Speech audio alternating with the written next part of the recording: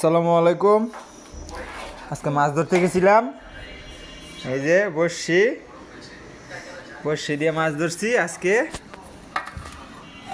যে এই মাছগুলো ধরছি, ট্যাংরা মাছ আর পুঁটি মাছ, প্রায় 1 কেজির বেশি হবে। দেখেন যে সরক সবটি বড়শি দিয়ে ধরছি।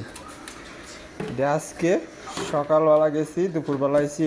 আজকের মাছ ট্যাংরা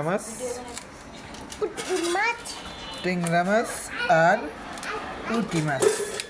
বড় বড় পুঁটি, বড় বড় ট্যাংরা, বড় বড় পুঁটি, ট্যাংরা, গুলশা উঠেছে। আজকের মাছ 1 কেজির বেশি হবো।